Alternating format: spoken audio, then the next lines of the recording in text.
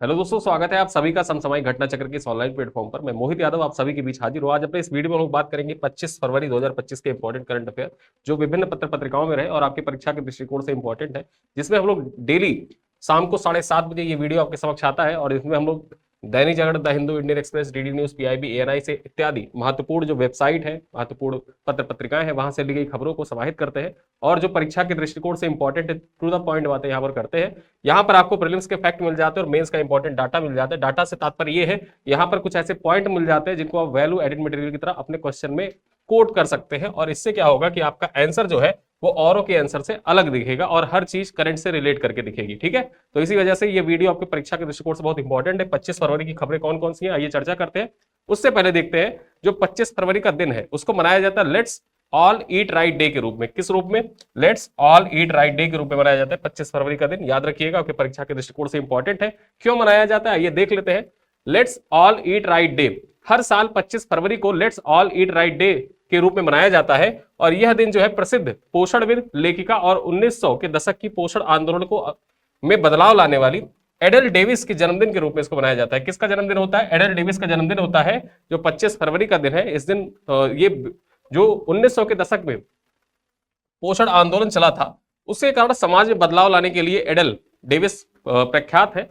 आगे बात करें, यह दिन हमें यह सुनिश्चित करने का अवसर प्रदान करता है कि हमें अच्छा स्वास्थ्य, ठीक है, हमें अच्छा और स्वस्थ भोजन खा रहे हैं या नहीं। ठीक, तो यहाँ पर जो स्वस्थ भोजन होता है, पोषण होता है, उसी को डेडिकेट है ये दिन। ठीक है, कौन सा दिन है? Let's all eat right day 25 फरवरी को मनाया जाता है। चलिए अब अपनी खबरों पर चर्चा करें। तो यहाँ पर पहली खबर क्या है? मुख्य निर्वाचन अधिकारियों का सम्मेलन। अब ये मुख्य निर्वाचन अधिकारियों का जो सम्मेलन होना है ये कब होगा, यहाँ पर बात कर ले।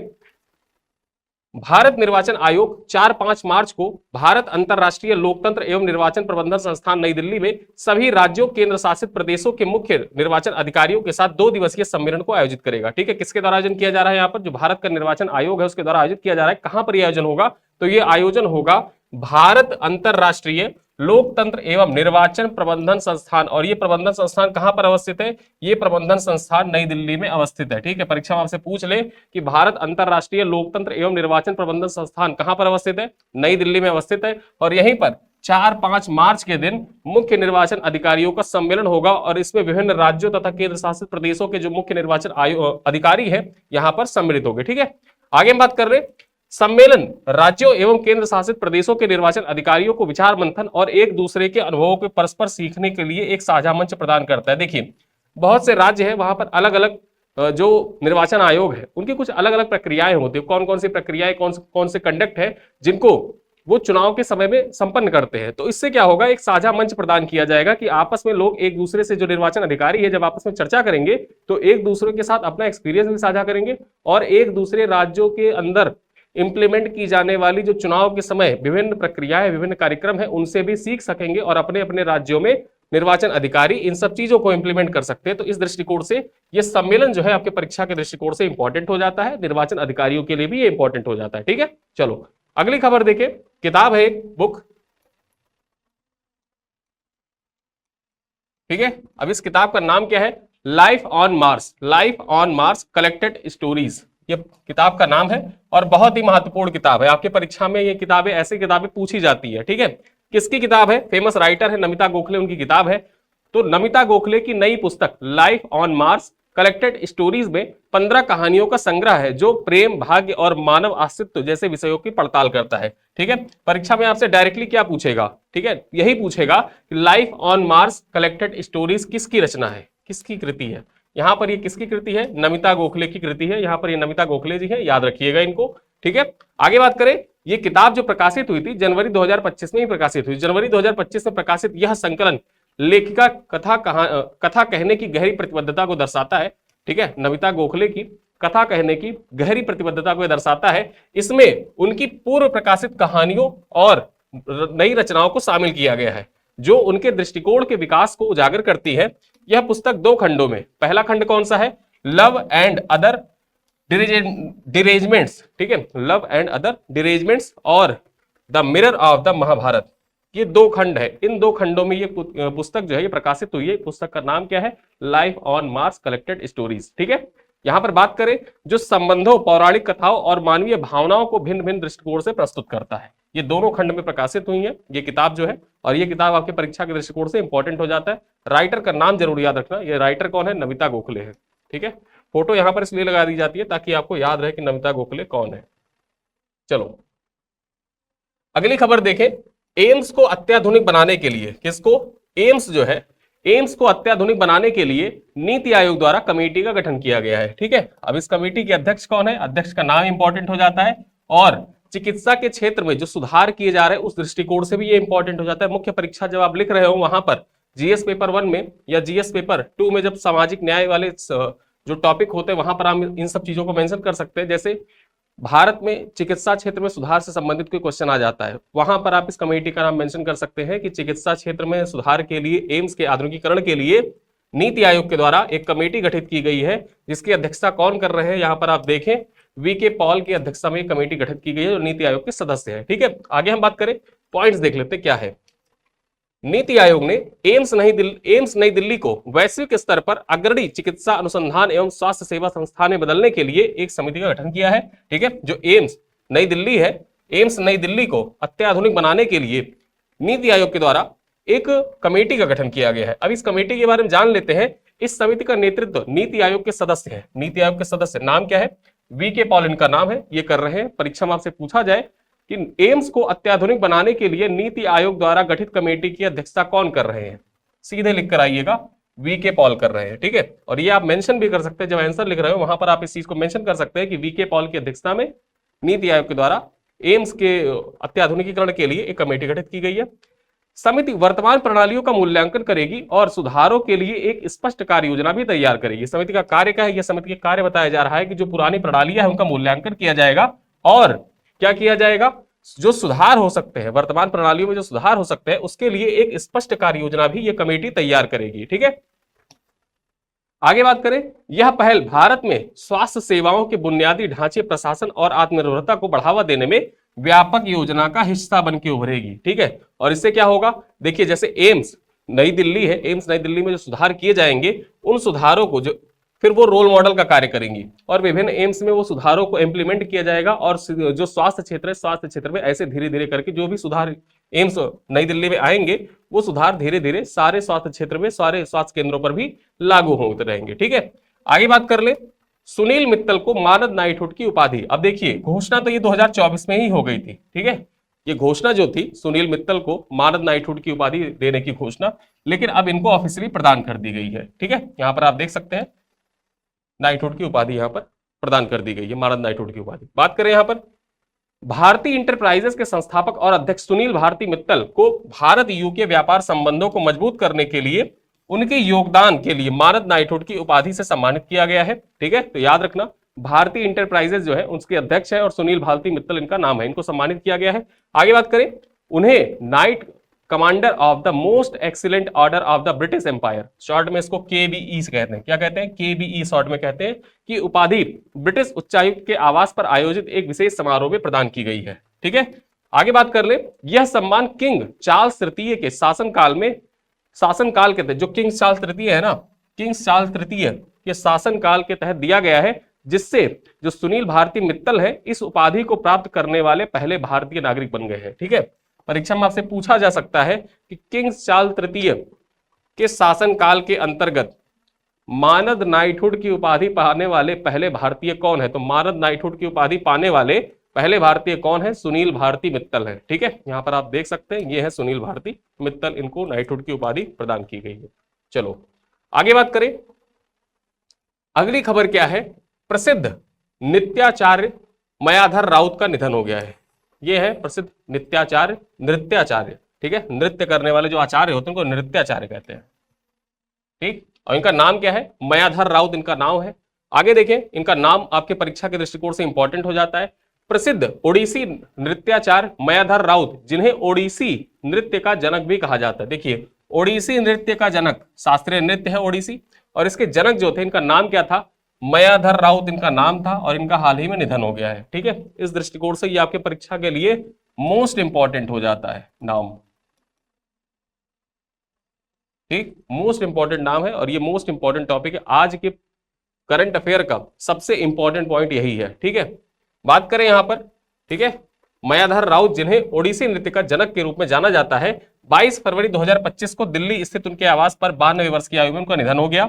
आगे बात करें, पद्मश्री से सम्मानित मायाधर राउत ने 1950 के दशक में ओडिसी नृत्य के पुनरुद्धार और मानकीकरण में महत्वपूर्ण भूमिका निभाई थी। जो ओडिसी नृत्य है उसके पुनरुद्धार और उसके मानकीकरण में महत्वपूर्ण भूमिका निभाई गई है मायाधर राउत के द्वारा।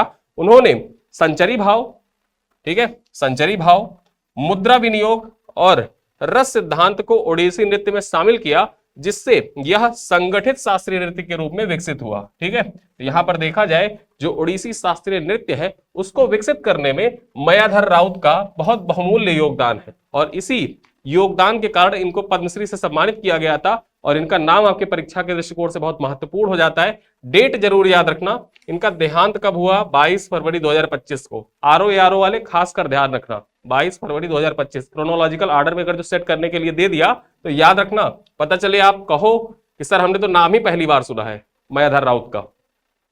ठीक है, तो ये पॉइंट याद रखना। चलो आगे बात करें, अगली खबर है, बिस्लरी और आर्कियोलॉजिकल सर्वे ऑफ इंडिया ने विरासत जल निकायों को पुनर्स्थापित करने के लिए समझौते ज्ञापन पर हस्ताक्षर किया है। ठीक है, जो विरासत जल निकाय होते हैं उनको पुनर्स्थापित करने के लिए किनके किनके बीच समझौते ज्ञापन पर हस्ताक्षर किया गया है, तो बिस्लरी और आर्कियोलॉजिकल सर्वे ऑफ इंडिया, ठीक है, इनके बीच में हस्ताक्षर किया गया है। बात करें यहां पर तो बिस्लरी इंटरनेशनल ने भारतीय पुरातत्व सर्वेक्षण के साथ एडॉप्ट अ हेरिटेज 2.0 प्रोग्राम के तहत एक समझौते ज्ञापन पर हस्ताक्षर किया है।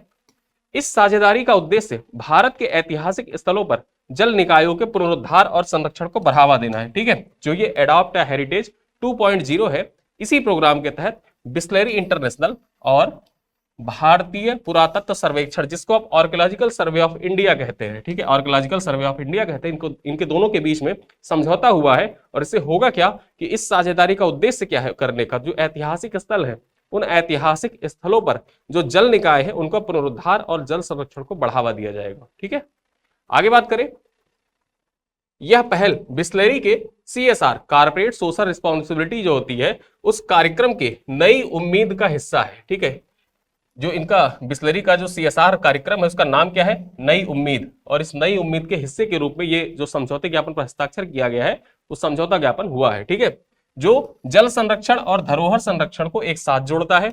इस परियोजना की शुरुआत 4 ऐतिहासिक जल निकायों के पुनरुद्धार से होगी, जिससे पारिस्थितिकी पुनरुद्धार को बढ़ावा मिलेगा और पर्यटन को भी बढ़ावा मिलेगा। यहां पर ये पॉइंट जो है ये आपके इथिक्स के पेपर के लिए भी इंपॉर्टेंट हो जाता है। देखिए, जो कॉर्पोरेट सोशल रिस्पॉन्सिबिलिटी है ये आपके परीक्षा के लिए आपके सिलेबस में भी दे रखा है, एथिक्स के सिलेबस में दे रखा है। ठीक, CSR जो है ये आपके एथिक्स के सिलेबस में दे रखा है और ये आपके परीक्षा के लिए इंपॉर्टेंट हो जाता है। इसको आप GS पेपर 4 में, ठीक है, वहां पर आप इसको कोट कर सकते हैं इन सब चीजों को। आगे बात करें, प्रारंभिक चरण में शामिल 4 महत्वपूर्ण ऐतिहासिक जल निकाय कौन कौन से हैं। जो प्रारंभिक चरण में जो 4 ऐतिहासिक जल निकायों का पुनरुद्धार किया जाएगा वो 4 ऐतिहासिक जल निकाय कौन कौन से, इनका नाम याद रखिए। चांद बावड़ी, ये चांद बावड़ी कहां पर पड़ती है, आभानेरी राजस्थान में पड़ता है। उसके बाद बात करें नीम राना की बावड़ी, ये भी राजस्थान में पड़ता है। आगे बात करें पद्मा और रानी तालाब, ये कहां पड़ता है, रणथंभौर किला राजस्थान में पड़ता है। और इसमें एक उत्तर प्रदेश का भी है, बुद्धा बूढ़ी तालाब। ये बुद्धा बूढ़ी तालाब जो है ये कलिंजर किला उत्तर प्रदेश में पड़ता है। और ये 4 ऐसे पुरातात्विक स्थल हैं, 4 ऐसे मतलब जो ऐतिहासिक स्थल है बेसिकली। तो इन ऐतिहासिक स्थलों के जो जल निकाय है इनका पुनरुद्धार किया जाएगा और इस पुनरुद्धार करने के लिए बिस्लरी के द्वारा ASI के साथ समझौते ज्ञापन पर हस्ताक्षर किया गया। ठीक है, अब बिस्लरी है तो जाहिर सी बात है बिस्लरी पानी बेचता है, तो पानी के जो निकाय है, समझ गए होंगे, बिस्लरी है तो पानी बेचता है, तो पानी के जो निकाय है उनके पुनरुद्धार के लिए बिस्लरी काम करेगा। ठीक है, चलो अगली खबर पे बात करें। अगला पॉइंट क्या है, कार्बन बाजार पर अंतरराष्ट्रीय सम्मेलन प्रकृति 2025। ठीक, कार्बन बाजार पर एक अंतरराष्ट्रीय सम्मेलन का आयोजन किया गया, नाम क्या था, प्रकृति 2025। अब इसके बारे में टू द पॉइंट बातें कर लेते हैं। इसका आयोजन स्थल जो प्रकृति 2025 था, परीक्षा वहां से डायरेक्टली पूछ ले कि इसका आयोजन कहां पर किया गया। इसका आयोजन नई दिल्ली में किया गया। कहां पर, नई दिल्ली में इसका आयोजन किया गया। आयोजन तिथि की बात कर ले, कब इसका आयोजन किया गया, तो 24 और 25 फरवरी 2025 को इसका आयोजन किया गया। इसके उद्घाटनकर्ता कौन थे, यहां पर आप देख सकते हैं, केंद्रीय ऊर्जा आवास एवं शहरी मामलों के जो मंत्री हैं मनोहर लाल खट्टर, मनोहर लाल खट्टर के द्वारा इसका उद्घाटन किया गया। ठीक है, यहां पर आप देख सकते हैं फोटो में मनोहर लाल खट्टर जी हैं। उद्देश्य क्या है इसका, जो ये आयोजन हुआ प्रकृति 2025, इसका बेसिकली उद्देश्य क्या है? तो इस सम्मेलन का मुख्य उद्देश्य कार्बन बाजारों को बढ़ावा देकर जलवायु परिवर्तन से निपटना है। ठीक है, कार्बन बाजारों को बढ़ावा देकर जलवायु परिवर्तन से निपटना इस जो सम्मेलन था उसका मुख्य उद्देश्य था। इस अंतरराष्ट्रीय कार्बन बाजार सम्मेलन का आयोजन ऊर्जा दक्षता ब्यूरो द्वारा विद्युत मंत्रालय के सहयोग से किया गया। किसके सहयोग से इसका आयोजन किया गया था? ये आपकी परीक्षा के लिए इंपॉर्टेंट हो जाता है। देखिए, आयोजन स्थल हो गया नई दिल्ली, आयोजन तिथि 24-25 फरवरी 2025, उद्घाटनकर्ता केंद्रीय ऊर्जा आवास एवं शहरी मामलों के मंत्री मनोहर लाल खट्टर हो गए। उद्देश्य क्या है? ठीक है, तो यहां पर देखिए जो कार्बन बाजार है इनको बढ़ावा देकर जलवायु परिवर्तन से निपटना। अब इसका आयोजनकर्ता कौन था? आयोजनकर्ता, ठीक है, आयोजन करता। अब आयोजन करता कौन है? यहां पर देखिए ऊर्जा दक्षता ब्यूरो के द्वारा इसका आयोजन किया गया। किसके सहयोग से? विद्युत मंत्रालय के सहयोग से। ठीक है, तो ये आपके परीक्षा के लिए इंपॉर्टेंट हो जाते हैं। अब यहाँ पे जो प्रकृति है ना, यहाँ पे आप देखिए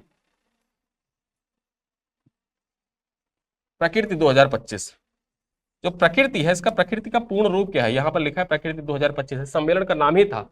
यहाँ पर आप देखिए लिखा है प्रकृति 2025। अब इस सम्मेलन का जो सम्मेलन है प्रकृति का पूर्ण रूप क्या है? तो प्रकृति का पूर्ण रूप देख देते हैं, promoting resilience, awareness, knowledge and resource for integrating, ठीक, ट्रांसफॉर्मेशनल इनिशिएटिव इसका पूर्ण रूप है। ठीक है, promoting resilience, awareness, knowledge and resource for integrating transformational initiative, ये इसका पूर्ण रूप है प्रकृति का। और प्रकृति का पूर्ण रूप याद रखिएगा, आपके परीक्षा में पूछ सकता है। अगली खबर देखें, भारतीय रिजर्व बैंक द्वारा वित्तीय साक्षरता सप्ताह 2025 की शुरुआत की गई है। ठीक है, वित्तीय साक्षरता सप्ताह 2025 की शुरुआत किसके द्वारा की गई है? परीक्षाओं से डायरेक्टली ये भी पूछ सकता है कि वित्तीय साक्षरता सप्ताह कब से कब तक या फिर किसके द्वारा शुरू की गई। तो बात करें यहां पर भारतीय रिजर्व बैंक ने 24 फरवरी को, कब?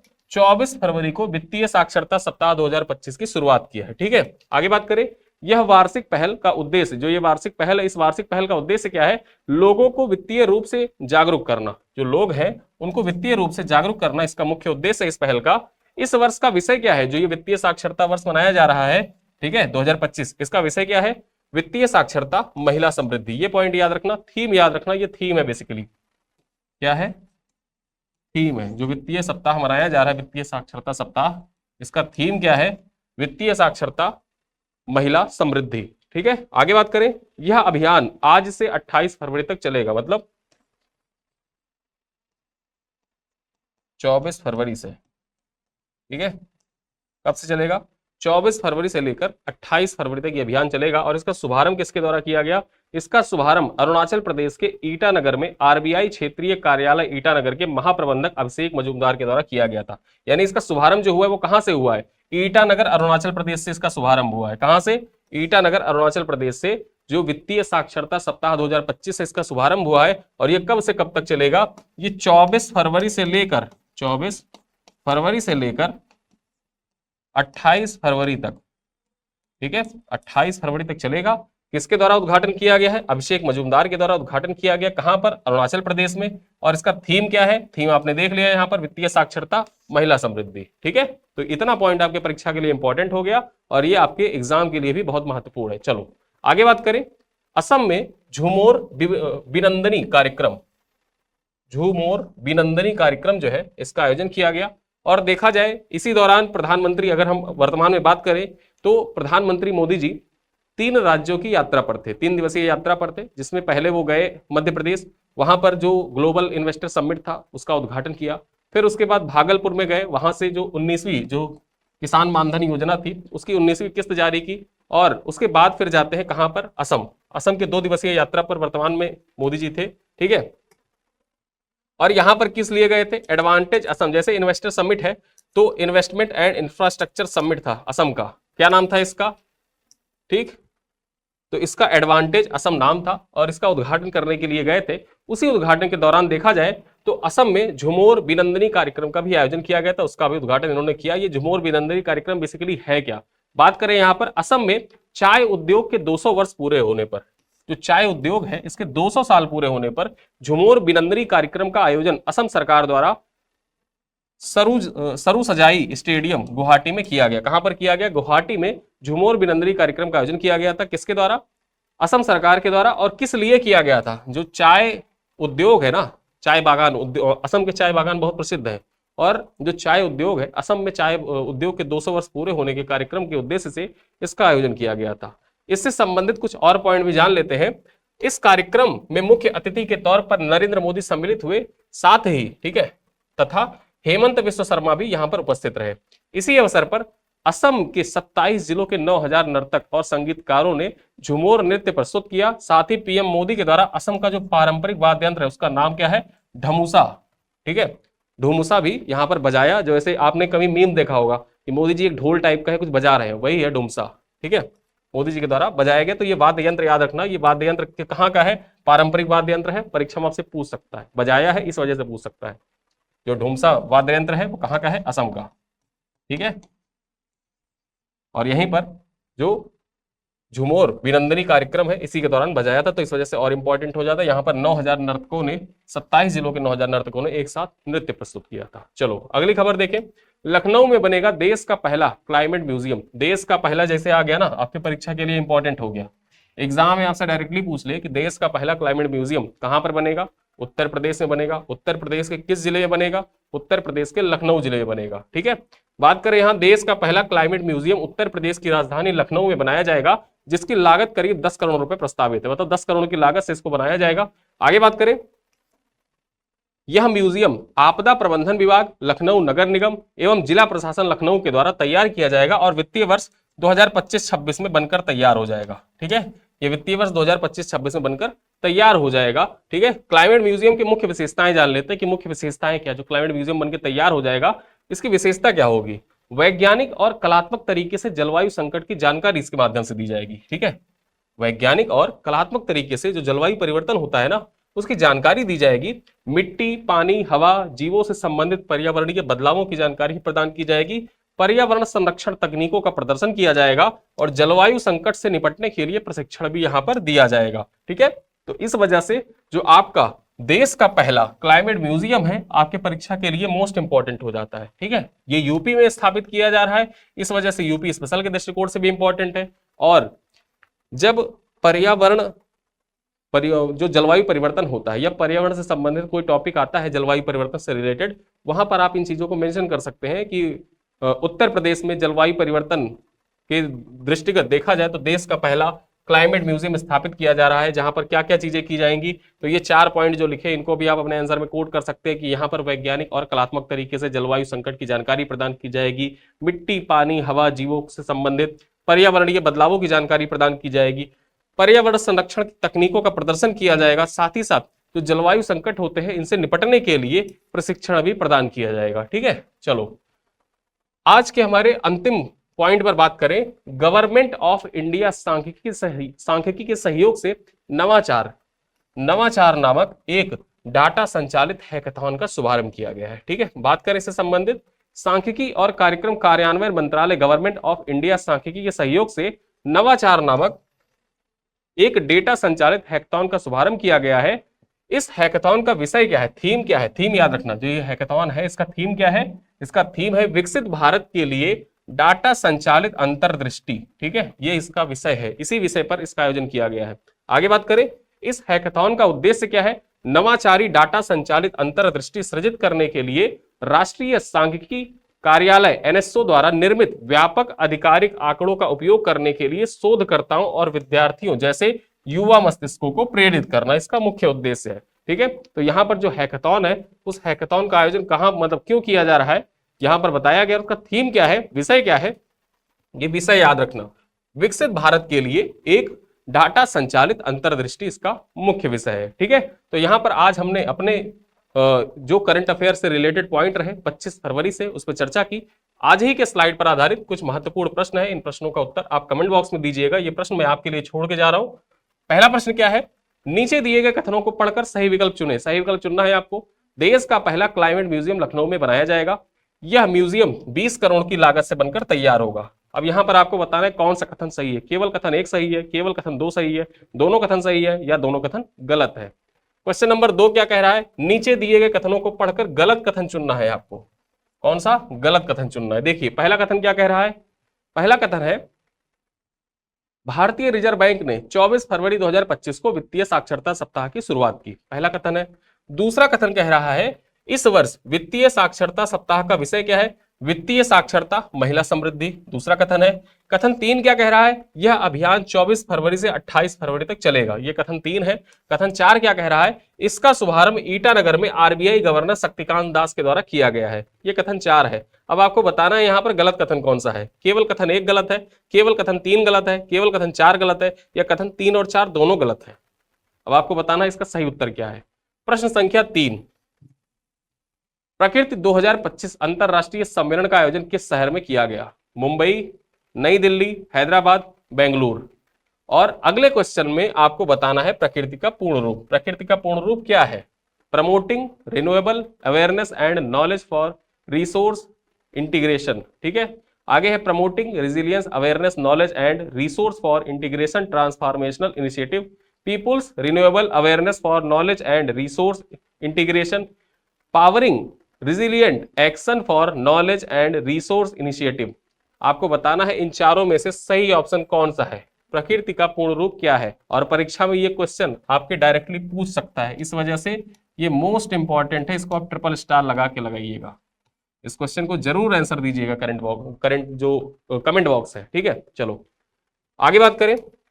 प्रश्न संख्या 5 क्या कह रहा है? निम्नलिखित में से किस लेखक की पुस्तक life on Mars collected stories है? ठीक है, किस लेखक या लेखिका की पुस्तक है life on Mars collected stories? बताइए। अरुंधति राय, झंपा लोहड़ी, नमिता गोखले और अमिताभ घोष। 4 ऑप्शन दे रखे हैं। किसकी कृति है आपको कमेंट बॉक्स में बताना है। ठीक है, और अगर आप इस वीडियो की पीडीएफ पीपीटी प्राप्त करना चाहते हैं तो मैं आपको बता दूं इसका आप वीडियो पीडीएफ पीपीटी कैसे प्राप्त कर सकते हैं। आइए मैं आपको बताता हूं।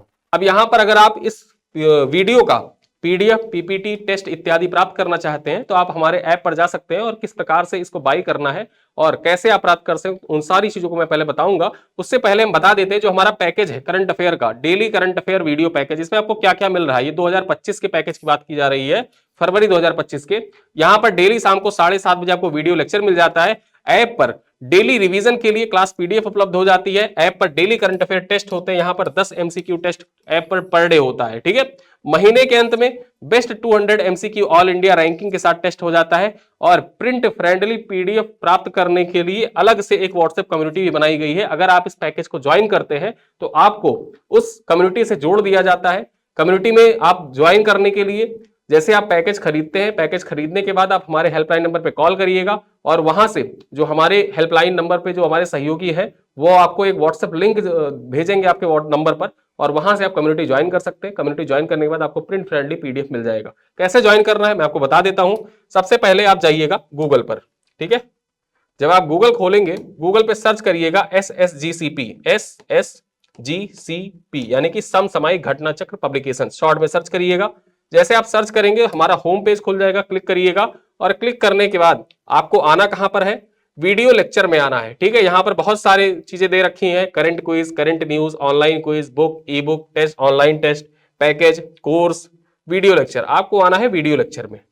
वीडियो लेक्चर में जैसे आप क्लिक करेंगे और यहां पर वीडियो लेक्चर पर क्लिक करने के बाद दूसरे नंबर पर आपको दिख जाएगा करंट अफेयर वीडियो बैच। ठीक है, करंट अफेयर वीडियो बैच फरवरी, इस पर आप क्लिक करिएगा और यहां पर क्लिक करने के बाद ये पैकेज आपका खुल जाएगा। और पैकेज खुलने के साथ ही यहां पर आप देख सकते हैं डेली आपको वीडियो और ये जो क्लास पीपीटी होती है, पिक्टोरियल पीपीटी आपको यहां पर डेली मिलती है। और उसके बाद अगर देखा जाए 14 फरवरी से लगातार टेस्ट भी यहां पर लगना स्टार्ट हो गए हैं। ठीक है, 14 फरवरी से देखा जाए तो लगातार टेस्ट लगना स्टार्ट हो गए। 22 फरवरी तक यहाँ देखिए वीडियो भी उपलब्ध है, पीडीएफ भी लगी हुई है, साथ में 10 क्वेश्चन के जो टेस्ट हैं वो भी यहाँ पर लगे हुए हैं। वीडियोस आप प्ले कर सकते हैं, जैसे आपके वीडियो यूट्यूब पर चलते हैं वैसे आपके यहाँ पर वीडियो चलते हैं। क्लास पीपीटी आप देख ही रहे हैं, क्लास पीपीटी वहां चलती ही है लगातार। ठीक है, टेस्ट भी अटेम्प्ट करिए और टेस्ट अटेम्प्ट करने के बाद आपकी रैंकिंग, अगर आप इसको बाई करना चाहते हैं, बाई करने के लिए जैसे आप यहाँ पर क्लिक करेंगे बाई नाउ पर क्लिक करने के बाद मूल्य जो है यहाँ पर ये 25 रुपए दिखाएगा। लेकिन उसके बगल में वहीं पर एक बॉक्स लिखा होगा, कॉइन का बॉक्स लगा हो, उस कॉइन के बॉक्स पर जैसे आप क्लिक करेंगे तो ये मूल्य आपका घट के हो जाएगा कितना? 18 रुपए हो जाएगा। ठीक है, 18 रुपए आपको प्रोसीड टू पे करना है और 18 रुपए पे करने के बाद आपको घटना चक्र के द्वारा इतनी सुविधाएं आपको तुरंत प्रदान कर दी जाएंगी। ठीक है, तो इस तरह आपको ये सुविधाएं अगर आप लेना चाहते हैं आप हमारे इस पैकेज को परचेज कर सकते हैं। ठीक ठीक है। साथ ही साथ अगर आप नव्य धारा बैच में जुड़े हुए हैं, जो वीडियो देख रहे हैं नव्य धारा बैच में आप लोग जुड़े हुए हैं, तो आप हमारे हेल्पलाइन नंबर पे कॉल करिएगा। ये पैकेज नव्य धारा बैच वाले लोगों के लिए मुफ्त है, ठीक है। चलिए इसी के साथ मैं वीडियो को यहीं पर समाप्त करता हूं। वीडियो आज का थोड़ा लंबा हो गया है, लेकिन आज का वीडियो बहुत इंटरेस्टिंग था, बहुत महत्वपूर्ण था आपकी परीक्षाओं के दृष्टिकोण से। मिलते हैं अगले वीडियो में, तब तक के लिए धन्यवाद। वीडियो पसंद आए तो अपने दोस्तों के साथ साझा करिएगा, लाइक करिएगा। फीडबैक आपका कुछ है तो लिखिएगा कमेंट बॉक्स में। और अगर आप जुड़ते हैं पैकेज से तो पर्सनली आप मुझसे व्हाट्सएप पर जुड़ सकते हैं, जहां पर आप कोई सवाल वगैरह हो तो वहां पर आप पूछ सकते हैं, ठीक है। वहां पर एक कम्युनिटी जो बनी हुई है, उस कम्युनिटी में मैं ऑलरेडी उपलब्ध हूं, वहां पर आप सवाल पूछ सकते हैं, ठीक है। चलिए इसी के साथ वीडियो को समाप्त करते हैं, मिलते हैं अगले वीडियो में, तब के लिए धन्यवाद।